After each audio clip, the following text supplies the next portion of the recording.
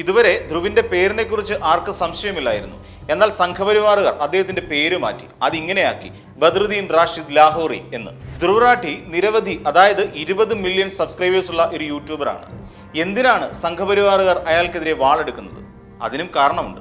ആ വീഡിയോയിലൂടെ മോദി ഒരു ഇരട്ട വ്യക്തിത്വത്തിന് ഉടമയാണെന്നാണ് ധ്രുവ് പറഞ്ഞു വെക്കുന്നത്. 1 കോടിയിലധികം ആളുകളാണ് ഇപ്പോൾ ആ വീഡിയോ കണ്ടിട്ടുള്ളത്. 1996 ഒരു കഥയെന്ന പോലെയാണ് തന്റെ വീഡിയോ ധ്രുവ് ആരംഭിക്കുന്നത്. 2001 നരേന്ദ്രമോദി അധികാരത്തിൽ കയറിയതിനു ശേഷം 2002 ഗുജറാത്ത് കലാപം ഉണ്ടാകുന്നത്.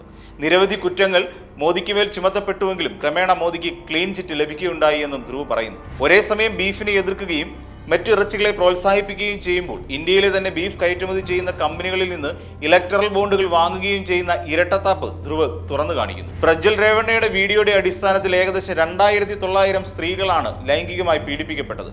അവരിൽ ഹിന്ദു സ്ത്രീകളും ഉണ്ടായിരുന്നു. ബ്രിജ്ഭൂഷൺ ശരൺ സിംഗിന് എതിരായി രാജ്യത്തിന്റെ അഭിമാനമായി മാറിയ ഗുസ്തി താരങ്ങൾ സമരം ചെയ്തിരുന്നു. അവരും ഹിന്ദു സ്ത്രീകൾ തന്നെയായിരുന്നു. നമസ്കാരം. അടുത്തിടെയായി ഏറ്റവും അധികം സംസാരിക്കപ്പെടുന്ന, അതുമല്ലെങ്കിൽ ചർച്ച ചെയ്യപ്പെടുന്ന ഒരു പേരാണ് ധ്രുവ് റാഠി. അടുത്തിടെ പത്തനംതിട്ട സ്ഥാനാർത്ഥി തോമസ് ഐസക് പോലും അദ്ദേഹത്തിന്റെ പേര് പരാമർശിച്ചിരുന്നതാണ്. എന്നാൽ ധ്രുവ് റാഠിക്കെതിരെ ശക്തമായി തന്നെ സംഘപരിവാർ സംഘടനകൾ പ്രചാരണം നടത്തിയിരുന്നു. അതിങ്ങനെയായിരുന്നു. സാധാരണ പോലെ തന്നെ അദ്ദേഹത്തിന്റെ ഭാര്യയുടെ പേരും പരാമർശിച്ചു. ഇതുവരെ ധ്രുവിന്റെ പേരിനെ കുറിച്ച് ആർക്കും സംശയമില്ലായിരുന്നു. എന്നാൽ സംഘപരിവാറുകാർ അദ്ദേഹത്തിന്റെ പേര് മാറ്റി അതിങ്ങനെയാക്കി ബദ്രുദ്ദീൻ റാഷിദ് ലാഹോറി എന്നാക്കി മാറ്റി. ഭാര്യയുടെ പേര് ജൂലി എന്നല്ല, മറിച്ച് സുലൈഖ എന്നാണെന്ന് കൂടി പറഞ്ഞു വരുത്തി. അതിങ്ങനെ പറച്ചിൽ കൂടുതലായപ്പോൾ ധ്രുവ് തന്നെ നേരിട്ട് എത്തി അതെല്ലാം തെറ്റാണെന്ന് പറഞ്ഞിട്ടുണ്ട്. അതുമാത്രമല്ല, നരേന്ദ്രമോദിക്കെതിരായി ശക്തമായി പ്രതികരിക്കുന്ന ധ്രുവ് റാഠി താമസിക്കുന്നത് അധോലോക നേതാവ് ദാവൂദ് ഇബ്രാഹിമിന്റെ കറാച്ചിയിലുള്ള ഫ്ളാറ്റിലാണത്രേ. അവിടെ പാക് സൈന്യം ഇവരെ സംരക്ഷിക്കുകയും ചെയ്യുന്നു. എന്താ അല്ലേ? ലീഗിന്റെ കൊടി പ്രചരണത്തിന് ഉപയോഗിച്ചതിന് രാഹുൽ ഗാന്ധിയെ വരെ പാകിസ്ഥാൻ ചാരനാക്കിയവരല്ലേ? ഇതല്ല, ഇതിനപ്പുറവും നടക്കും എന്നാണ് കരുതേണ്ടത്. ഇനി ആരാണ് ഈ ധ്രുവ് റാഠി? ഇയാൾക്ക് എന്താണ് ഇന്ത്യയുടെ രാഷ്ട്രീയത്തിൽ പങ്ക്? എന്നാൽ ഉണ്ട്. അതല്ലെങ്കിൽ എന്തുകൊണ്ടാണ് ഇത്രത്തോളം ധ്രുവ് റാഠിക്കെതിരെ BJP തിരിഞ്ഞു? അതിനും മറുപടിയുണ്ട്. ധ്രുവ് റാഠി നിരവധി, അതായത് 20 മില്യൺ സബ്സ്ക്രൈബേഴ്സ് ഉള്ള ഒരു യൂട്യൂബറാണ്. എന്തിനാണ് സംഘപരിവാറുകാർ ഇയാൾക്കെതിരെ വാളെടുക്കുന്നത്? അതിനും കാരണമുണ്ട്.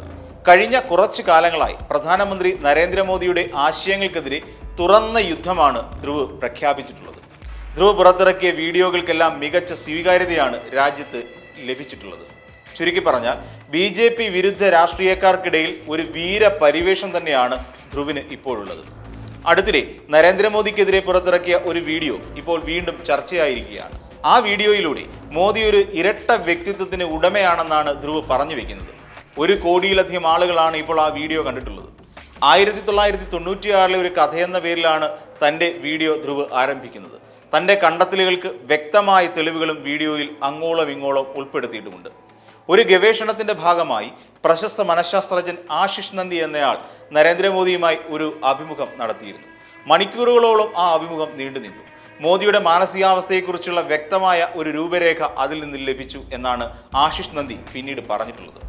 നരേന്ദ്രമോദിയുടെ മാനസികാവസ്ഥയെക്കുറിച്ച് താൻ വെളിപ്പെടുത്തിയാൽ അത് മോദിയുടെ ആരാധകർക്ക് ഒരു വലിയ ഷോക്കായി മാറും എന്നാണ് ധ്രുവ് റാഠി പറയുന്നത്. തുടർന്ന് നരേന്ദ്രമോദിയുടെ കുട്ടിക്കാലത്തെക്കുറിച്ചുള്ള ചിത്രമാണ് ധ്രുവ് പറയുന്നത്. അതായത് അദ്ദേഹം സ്കൂൾ വിദ്യാഭ്യാസം പൂർത്തിയാക്കിയത് ഭാഗവതാചാര്യ നാരായണാചാര്യ ഹൈസ്കൂളിലായിരുന്നു. അന്ന് അദ്ദേഹത്തിന്റെ സംസ്കൃത അധ്യാപകൻ പ്രഹ്ലാദാചാര്യ നടത്തിയ അഭിപ്രായത്തെക്കുറിച്ചും ധ്രുവ് പറയുന്നു. ഒരു ശരാശരി വിദ്യാർത്ഥി മാത്രമായിരുന്നു നരേന്ദ്രമോദി എന്നാണ്. മോദിയുടെ ജീവചരിത്രകാരനായ നിലഞ്ജൻ മുഖോപാധ്യായയും ഇക്കാര്യം സൂചിപ്പിച്ചിട്ടുണ്ട്. അതേസമയം അധ്യാപകൻ മറ്റൊരു കാര്യം കൂടി പറയുന്നു.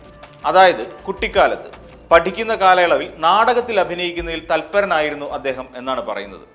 നാടകത്തിൽ അഭിനയിക്കുക എന്നുള്ളതിൽ കവിഞ്ഞ് നായകവേഷം കിട്ടിയില്ലെങ്കിൽ അതിൽ നിന്ന് പിന്മാറുന്ന സ്വഭാവം കൂടിയുള്ള ആളായിരുന്നു അത്രേ നരേന്ദ്രമോദി. 8ാം വയസ്സിലാണ് RSSന്റെ ഭാഗമായി അദ്ദേഹം മാറുന്നത്. സ്കൂൾ വിട്ടുവരുന്ന മോദി പുസ്തകങ്ങൾ വീട്ടിലുപേക്ഷിച്ച് നേരെ ശാഖയിലേക്ക് എത്തുമായിരുന്നു. 22ാമത്തെ വയസ്സിൽ പ്രചാരകനായി മാറി. അതിനും 15 വർഷങ്ങൾക്ക് ശേഷമാണ് മോദി, അതായത് 87 BJPയിലേക്ക് എത്തിയത്. മികച്ച ഒരു സംഘാടകനായി മാറാൻ ഇക്കാലയളവിൽ നരേന്ദ്രമോദിക്ക് കഴിഞ്ഞു.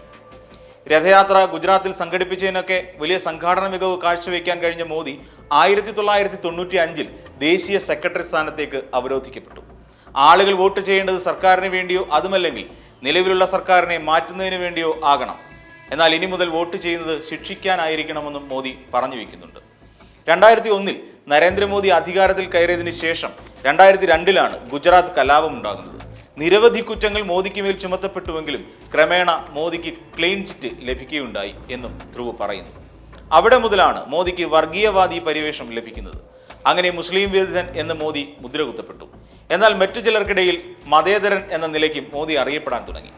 അദ്ദേഹം നടത്തിയ പ്രസംഗങ്ങളിൽ മട്ടനും മീനുമെല്ലാം വിഷയങ്ങളായി മാറുമ്പോഴും മറ്റൊന്നുകൂടി ധ്രുവ് എടുത്തു പറയുന്നു. അത് ഇലക്ട്രൽ ബോണ്ടിനെ കുറിച്ചാണ്. ഒരേ സമയം ബീഫിനെ എതിർക്കുകയും അതോടൊപ്പം തന്നെ മറ്റിറച്ചികളെ പ്രോത്സാഹിപ്പിക്കുകയും ചെയ്യുമ്പോൾ ഇന്ത്യയിലെ തന്നെ ബീഫ് കയറ്റുമതി ചെയ്യുന്ന കമ്പനികളിൽ നിന്ന് ഇലക്ട്രൽ ബോണ്ടുകൾ വാങ്ങുകയും ചെയ്യുന്ന ഇരട്ടത്താപ്പ് ധ്രുവ് തുറന്നു കാണിക്കുന്നു. ഗംഗാനദിയെ മാലിന്യമുക്തമാക്കുന്നതിന് വേണ്ടി 4 വ്യവസ്ഥകൾ ഉന്നയിച്ച വ്യക്തിയാണ് സ്വാമി സാനന്ദ്. അദ്ദേഹം പ്രധാനമന്ത്രിക്ക് ഇക്കാര്യങ്ങൾ സൂചിപ്പിച്ചുകൊണ്ട് ഒരു കത്തെഴുതുകയുണ്ടായി. ഒന്നല്ല, പലതവണ. 111 ദിവസത്തെ ഉപവാസ സമരത്തിനൊടുവിൽ സ്വാമി അന്തരിച്ചു. അതിന് ഒരു അനുശോചനം മാത്രമായിരുന്നു പ്രധാനമന്ത്രിയുടെ ഭാഗത്തു നിന്നും ഉണ്ടായത്. നാരീശക്തിയെക്കുറിച്ച് ശക്തിയുക്തം വാദിക്കുകയും അതിൻ്റെ പേരിൽ ഗ്യാരണ്ടി പോലും നൽകുന്ന ഒരു പ്രധാനമന്ത്രിയെ നമുക്കറിയാം. എന്നാൽ ഈ പ്രധാനമന്ത്രിയുടെ കീഴിലുള്ള ഇന്ത്യ മഹാരാജ്യത്തെ സ്ത്രീകളുടെ അവസ്ഥകളെക്കുറിച്ചും ധ്രുവ് പറയുന്നുണ്ട്. എല്ലാ തെളിവുകളുടെയും അടിസ്ഥാനത്തിലാണ് ധ്രുവ് സംസാരിക്കുന്നത്. പ്രജ്വൽ രേവണ്ണയുടെ രഹസ്യ വീഡിയോയുടെ അടിസ്ഥാനത്തിൽ ഏകദേശം 2900 സ്ത്രീകളാണ് ലൈംഗികമായി പീഡിപ്പിക്കപ്പെട്ടത്. അവരിൽ ഹിന്ദു സ്ത്രീകളും ഉണ്ടായിരുന്നു. ബ്രിജ്ഭൂഷൺ ശരൺ സിംഗിനെതിരായി രാജ്യത്തിന്റെ അഭിമാനമായി മാറിയ ഗുസ്തി താരങ്ങൾ സമരം ചെയ്തിരുന്നു. അവരും ഹിന്ദു സ്ത്രീകൾ തന്നെയായിരുന്നു. എന്നിട്ടും മോദി പ്രജ്വൽ രേവണ്ണയ്ക്ക് വേണ്ടി വോട്ട് അഭ്യർത്ഥിക്കുന്ന വീഡിയോയും ധ്രുവ് റാഠി തന്റെ വീഡിയോയിൽ പങ്കുവയ്ക്കുന്നു. ഇത്രയും പറഞ്ഞുകൊണ്ട് മോദി ഭക്തിയിൽ അന്ധനായവർ പലതും മറക്കുന്നു. അവരുടെ സ്ത്രീകൾ ഈ രാജ്യത്ത് സുരക്ഷിതരാണോ? അവരുടെ കുട്ടികൾക്ക് മതിയായ വിദ്യാഭ്യാസം ലഭിക്കുന്നുണ്ടോ? തുടങ്ങിയ കാര്യങ്ങളെക്കുറിച്ച് അത്തരക്കാർ ബോധവാന്മാരേയല്ല. പക്ഷേ മുസ്ലിം സമൂഹം വലിയൊരു കഷ്ടപ്പാടിലേക്ക് എത്തണമെന്ന് മാത്രമാണ് ഇത്തരക്കാർ ആഗ്രഹിക്കുന്നത് എന്നും ധ്രുവ് പറയുന്നുണ്ട്. എന്നാൽ ബീഹാറിൽ പ്രധാനമന്ത്രി സമാധാനവാഹകനാണ്. അവിടെ കോൺഗ്രസും സമാജ്വാദി പാർട്ടിയും മുസ്ലിങ്ങൾക്ക് വേണ്ടി ഒന്നും ചെയ്തിട്ടില്ല എന്ന് പറഞ്ഞുകൊണ്ടാണ് പ്രചാരണം നടത്തുന്നത്. ഇവിടെയാണ് നരേന്ദ്രമോദി മതേതരനോ അതല്ല മുസ്ലിം വിരോധിയോ എന്ന ചോദ്യത്തിനുള്ള പ്രസക്തി. അല്ലെങ്കിൽ അദ്ദേഹത്തിനുള്ളത് ദ്വന്ദ്വ വ്യക്തിത്വമാണെന്നാണ് ധ്രുവ് റാഠി പറയുന്നത്. അതിന് കാരണവും ധ്രുവ് തന്നെ പറയുന്നുണ്ട്. അതായത് 2014 അദ്ദേഹം നടത്തിയ ഒരു ട്വീറ്റാണ് അതിനടിസ്ഥാനമായി ചൂണ്ടിക്കാട്ടിയിട്ടുള്ളത്. അതിൽ പറയുന്നത് മതേതരത്വം നമ്മുടെ രക്തത്തിൽ അലിഞ്ഞു ചേർന്നതാണ് എന്നാണ്. 2020 അമിത്ഷായും അത് ഏറ്റുപിടിക്കുന്നുണ്ട്. അമിത്ഷാ ഒരു ഇന്റർവ്യൂവിൽ പറയുന്നത് ഇന്ത്യയെ ഒരു ഹിന്ദു രാഷ്ട്രമായി കാണാൻ കഴിയില്ല എന്നാണ്. എല്ലാവർക്കും അവരുടെ മതത്തിൽ വിശ്വസിക്കാനുള്ള അവകാശമുണ്ട്. എന്നാൽ രാജ്യം ഒരു മതത്തിലാണ് വിശ്വസിക്കുന്നത്, അതാണ് ഭരണഘടന എന്നാണ് പറഞ്ഞിട്ടുള്ളത്. മോദി പ്രവാചകനെയും ഇസ്ലാം മതത്തെയും പ്രകീർത്തിച്ചിട്ടുമുണ്ട്. ഒരർത്ഥത്തിലും ഇസ്ലാം മതം അക്രമത്തെ പ്രോത്സാഹിപ്പിക്കുന്നില്ല. ഇസ്ലാമിന്റെ അർത്ഥം തന്നെ സമാധാനം എന്നാണെന്ന് മോദി നേരത്തെ പറഞ്ഞിരുന്നതായി ധ്രുവ് തന്റെ വീഡിയോയിലൂടെ പറയുന്നു. ഇതേപോലെ ഒരു ബന്ധം ക്രിസ്ത്യാനികളുമായി അദ്ദേഹം പുലർത്തുന്നുണ്ട്. ചൈനയോടും ബെരിയയോടും പഞ്ചാബിനോടുമൊക്കെ പ്രത്യേക അടുപ്പം തനിക്കുണ്ടെന്ന് അവസരത്തിനൊത്ത് പ്രയോഗിക്കാൻ അദ്ദേഹം ബഹുമിടുക്കനാണ്. യദുവംശവുമായും ഫ്രാൻസുമായും പ്രത്യേക തരത്തിലുള്ള ബന്ധം തനിക്കുണ്ടെന്നും വിവിധ ഘട്ടങ്ങളിൽ പ്രധാനമന്ത്രി പറഞ്ഞിട്ടുണ്ട്. ബംഗാളുമായുള്ള ബന്ധം വളരെ പഴക്കമുള്ളതാണ്. ചെറിയ കുട്ടിയായിരുന്ന സമയത്ത് കൊൽക്കത്തയിലെ മെട്രോയിൽ സന്ദർശനം നടത്തിയിരുന്നു എന്നും കൂടി തട്ടിവിട്ടിരുന്നു. എന്നാൽ അത് തെറ്റാണെന്ന് തെളിവുകളുടെ ബലത്തിൽ ധ്രുവ് സമർത്ഥിക്കുന്നു. അതായത് കൊൽക്കത്തയിലെ മെട്രോ തുടങ്ങിയത് 1984 മാത്രമാണ്. കണക്കുകൾ പ്രകാരം അന്ന് പ്രധാനമന്ത്രി നരേന്ദ്രമോദിക്ക് പ്രായം 34 വയസ്സ് ഉണ്ടാകേണ്ടതാണ്. ഇത്രയും പ്രായമുള്ള ഒരു കുട്ടിയെ നിങ്ങൾ എവിടെയെങ്കിലും കണ്ടിട്ടുണ്ടോ എന്നാണ് ധ്രുവ് പരിഹസിക്കുന്നത്. അത് മാത്രമല്ല, ബംഗാളിലെ ഒരു സ്ത്രീയുടെ വയറ്റിൽ തനിക്ക് പുനർജനിക്കണമെന്നും തെരഞ്ഞെടുപ്പ് റാലിക്കിടെ നരേന്ദ്രമോദി പറഞ്ഞു. കർണാടകയിലെത്തിയാൽ കർണാടകയെ നമ്പർ 1 സംസ്ഥാനമാക്കി മാറ്റും. ഇനി ഒഡീഷയിലാണെങ്കിൽ ഒഡീഷയെ നമ്പർ 1 സംസ്ഥാനമാക്കി മാറ്റും. ഇങ്ങനെ ഏത് സംസ്ഥാനത്തിലെത്തിയാലും ആ സംസ്ഥാനത്തെ നമ്പർ 1 ആക്കുമെന്നുള്ള വാഗ്ദാനമാണ് മോദി നൽകിപ്പോരുന്നത്. അതായത് വോട്ട് കിട്ടുന്നതിന് വേണ്ടി എന്ത് വേണമെങ്കിലും പറയുന്ന ഒരാളാണ് മോദി എന്നാണ് ധ്രുവ് പറഞ്ഞു വയ്ക്കുന്നത്. ഉത്തർപ്രദേശിൽ ബീഫ് നിരോധനത്തെപ്പറ്റി സംസാരിക്കും. എന്നാൽ ഗോവയിൽ പ്രസംഗിക്കുമ്പോൾ ബീഫിന് നിരോധനം ഏർപ്പെടുത്തില്ലെന്ന് പറയും. നരേന്ദ്രമോദി കഴിഞ്ഞ കാലങ്ങളിൽ രാജ്യത്തിന് സമ്മാനിച്ച സ്വപ്നങ്ങളെല്ലാം കാലാവധി കഴിഞ്ഞു പോയിട്ടും ഇന്നും ഒന്നും നടപ്പിലാക്കിയിട്ടില്ല എന്നും അക്കമിട്ട് ധ്രുവ് പറയുന്നു. അതെന്തൊക്കെയാണെന്ന് നോക്കാം. അച്ഛേദിൻ, ഗംഗാ ശുദ്ധീകരണം, 100 സ്മാർട്ട് സിറ്റീസ്, കള്ളപ്പണം തിരിച്ചുപിടിക്കൽ. ചില ചോദ്യങ്ങൾ ധ്രുവ് ഉയർത്തുന്നുണ്ട്. കള്ളപ്പണം തടയുന്നതിനായി നടത്തിയ നോട്ട് നിരോധനം, കർഷക നിയമങ്ങൾ, ഗംഗ പോലെ പാർലമെന്റിനെ ശുദ്ധീകരിക്കും, പണപ്പെരുപ്പം തുടങ്ങിയ വിഷയങ്ങൾ ഉയർത്തിക്കൊണ്ട് മോദി എപ്പോഴെങ്കിലും വോട്ട് ചോദിക്കുന്നത് കണ്ടിട്ടുണ്ടോ എന്നാണ് ധ്രുവ് ഉയർത്തുന്ന ചോദ്യം. മേക്ക് ഇൻ ഇന്ത്യയുടെ പരസ്യത്തിൽ കണ്ട സിംഹത്തെ ഈ തെരഞ്ഞെടുപ്പ് കാലത്ത് ഇതുവരെ ആരെങ്കിലും ഒരു പോസ്റ്ററിലെങ്കിലും കണ്ടിട്ടുണ്ടോ? അങ്ങനെ നരേന്ദ്രമോദി വിളിച്ചു പറഞ്ഞ പല പദ്ധതികളും പേരെടുത്ത് പറഞ്ഞുകൊണ്ടാണ് ധ്രുവ് ഉയർത്തുന്ന വിമർശനം. ഈ പറയുന്നത് എന്തെങ്കിലും ഇത്തവണത്തെ തെരഞ്ഞെടുപ്പിൽ ചർച്ചയായിട്ടുണ്ടോ എന്നാണ് ധ്രുവ് ചോദിക്കുന്നത്. തുറന്ന ചർച്ചയ്ക്കായി രാഹുൽ ഗാന്ധി ക്ഷണിച്ചിട്ടും അതിന് തയ്യാറാകാൻ പ്രധാനമന്ത്രി തയ്യാറായില്ല. ഈ സംവാദം തന്റെ വികസന പ്രവർത്തനങ്ങളെ പൊതുജനത്തിലേക്ക് എത്തിക്കാനുള്ള ഒരു സുവർണ അവസരമായിരുന്നു.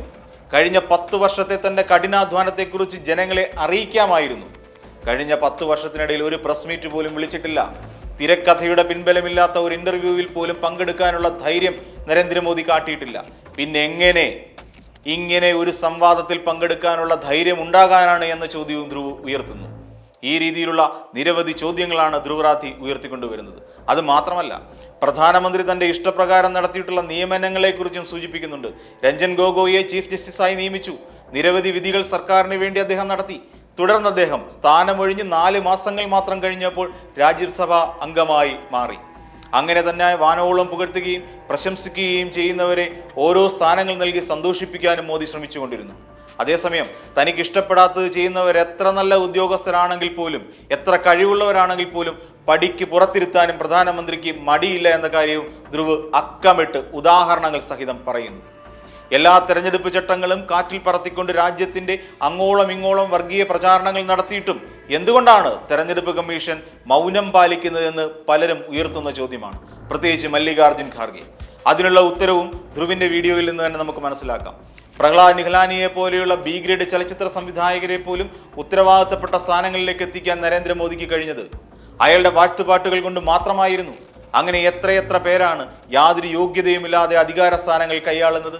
രാഷ്ട്രീയക്കാർ, മന്ത്രിമാർ, മുഖ്യമന്ത്രിമാർ, ഗവർണർമാർ, ED, CBI, തെരഞ്ഞെടുപ്പ് കമ്മീഷണർ, ജഡ്ജിമാർ, റിസർവ് ബാങ്ക് ഗവർണർമാർ, സാംസ്കാരിക സ്ഥാപനങ്ങളുടെ ചെയർമാൻമാർ, സർവകലാശാലകളുടെ VCമാർ, കോർപ്പറേറ്റുകൾ, ആത്മീയ നേതാക്കൾ, ചലച്ചിത്രകാരന്മാർ, യൂട്യൂബർമാർ, മാധ്യമപ്രവർത്തകർ എന്ന് വേണ്ട പ്രധാനമന്ത്രിയുടെ വിശ്വസ്തരായവർ, സ്തുതിപാഠകരായവർ, അവരുടെ പശ്ചാത്തലം എന്തുമായിക്കൊള്ളട്ടെ, കള്ളന്മാരോ കൊള്ളക്കാരോ കൊടും ക്രിമിനലുകളായിരുന്നാൽ പോലും, അവർ ഏത് മതത്തിൽപ്പെട്ടവരായിരുന്നാൽ പോലും അതൊന്നും ബാധകമാകില്ല. അവർ നരേന്ദ്രമോദിക്ക് വിശ്വസ്തരായിരുന്നാൽ മാത്രം മതി. തന്നെ വാഴ്ത്തുന്നവരെ കൊണ്ട രാജ്യം നിറയണമെന്നാണ് പ്രധാനമന്ത്രി കണക്ക് കൂട്ടുന്നത്. അതോടൊപ്പം ഫോട്ടോയോടും വീഡിയോയോടുമുള്ള താല്പര്യവും ധ്രുവ് നിരവധി ഉദാഹരണങ്ങളിലൂടെ തുറന്നു കാട്ടുന്നു. ഡിക്റ്റേറ്റർ എന്ന് പേരിട്ടിരിക്കുന്ന പരമ്പരകളിലൂടെയാണ് ധ്രുവ് റാത്തി തന്റെ നിരീക്ഷണങ്ങൾ അവതരിപ്പിക്കുന്നത്. എന്തായിരുന്നാലും പ്രധാനമന്ത്രി നരേന്ദ്രമോദിക്ക് വലിയൊരു വെല്ലുവിളി ഉയർത്താൻ ധ്രുവ് റാത്തിക്ക് കഴിഞ്ഞിട്ടുണ്ട് എന്നതിന് തെളിവാണ് ധ്രുവിനെതിരായി നടക്കുന്ന സൈബർ ആക്രമണങ്ങൾ.